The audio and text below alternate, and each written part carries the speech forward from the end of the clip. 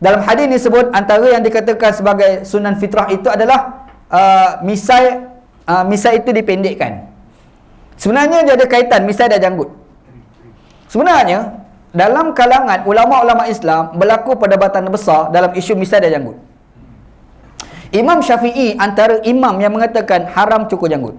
Imam Syafi'i Imam lain ada yang kata tak. Ada sebilangan ulama-ulama dalam mazhab Syafi'i kata tidak. Dia di bawah kategori sunat. Dr. Yusuf Al-Qardawi dia membahaskan hadis-hadis yang menceritakan tentang misai dan janggut. Dilihat dalam banyak kitab dan juga hadis-hadis didapati hukum tentang misai dan janggut itu bersifat muqayyad, dia panggil. Diikat dengan faktor lain. Yang pertama, faktor penyerupaan dengan perempuan. Jadi, ulama Islam dulu duk bahas tentang janggut dengan misai ni, selalunya akan dikaitkan dengan faktor penyerupaan dengan perempuan. Datang konteks pada hari ini, apakah benda itu menjadi isu?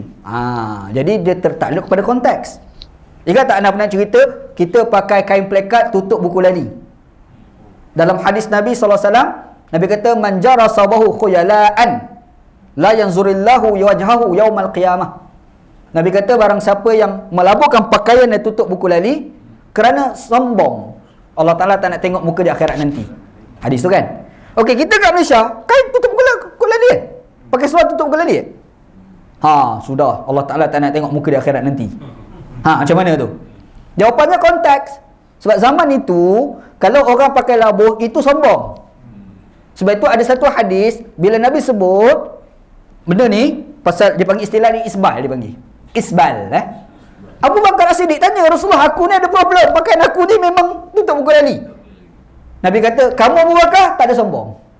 Maksudnya bukan isu labu tu, isunya sombong ataupun tidak. Boleh faham? Maka demikian juga isu janggut dengan misai. Ada ulama dia letak mutlak haram. Haram cukur janggut, haram biar misai tu kan, haram. Orang kerja polis penat selalu, orang kerja askar penat selalu. Betul kan? Sebab tu Yusuf Al-Qardawi dia bahas, dia kata semua hadis-hadis yang mencerita pasal misai, yang cerita pasal janggut, selalunya ada kait dengan faktor yang lain. Yang pertama, faktor istilah dia panggil amrod. Amrod ni muka budak yang iras perempuan. Faham tak? Satu. Yang kedua, ada kaitan dengan bagi misai panjang, buang janggut dikaitkan dengan penyerupaan orang Majusi. Orang Majusi Maka di sini kita tengok timbul pada hari ini, apakah yang dikatakan orang bermisai, janggut, tidak berjanggut dan hanya bermisai, itu orang Majusi je ke ataupun orang Islam pun dah jadi biasa dah? Biasa dah kan? Maksud di sini, larangan itu bersifat muqayyad, bukan larangan mutlak.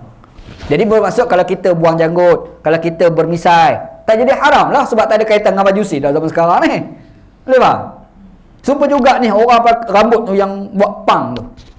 Pang, dia bukan pang, potong sikit-sikit. Istilah dia panggil qaza kan, rambut dia potong, dia buat macam-macam lah. Ada garis ke tepi. Sekarang lagi canggih, ada longkang pula.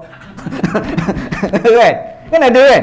Itu ada larangan tau dalam hadis tu. Lepas tu yang orang buat rambut macam tu macam mana pula? Belambak dah buat lagu tu nak silap hari bulan pergi pun kita buat longkang kat tepi tu. Jawapannya, hadis itu bersifat muqayyad, berkait dengan style rambut orang Yahudi dan Nasrani zaman tu. Jadi kalau hari ni tak jadi isu dah. Maka kalau siapa buat, tidak termasuk dalam larangan hadis Nabi SAW kerana faktor konteks. Faham Okey, kalau kita tengok kupasan itu, maka tidak hairan Yusuf Al-Qardawi mengistimbatkan hukum berjanggut itu hukumnya adalah sunat, potong misai itu adalah sunat. Faham Jadi kalau kita buang janggut, apakah kita berdosa? Tak. Tidak jadi haram. Faham itu hukum dia. Gitulah. Tapi kalau berjanggut, bagus. Ana sendiri memang janggut tak pernah potong, kecuali besok berjaga gitu. Itu pun bukan aku nak potong, dia nak potong. Ana ni memang tak buang janggut. Bukan, kalau buang ni tak ada apa-apa. Tapi kalau buang juga, tak selesa. Rasa macam janggal dia aku ni. Itu masalah Ana lah. Lagipun kita ikutlah sunnah Rasulullah SAW. Tapi kalau pergi Pakistan, ulama Pakistan haram cukur janggut. Ulama Pakistan. Anda ingat masa anda belajar Pakistan, ada kawan anda seorang orang Iran. Dia orang Sunni lah, Iran yang Sunni, bukan Iran Syiah tu. Dia ni janggut, orang dia kan berjambang. Dia selalu duduk gosok-gosok, dia tenggelam janggut dia. nampak macam potong. Jadi dia masuk kelas, Maulana kita tengok janggut tu tenggelam, dia kata kau keluar. Dia perambat keluar dari kelas tu. Sebab apa? Sebab cukur janggut. Dia kata tak, aku bukan cukur, aku gosok-gosok tenggelam. Tu. Nak cerita ulama Pakistan, dia tegah tak betul tu. Kenapa? Mazhab dia haram cukur janggut. Mazhab dia nasib baik kita ni Syafi'i. Kalau tidak kita pun hanyut. Itu segi perbahasan hukum gitu.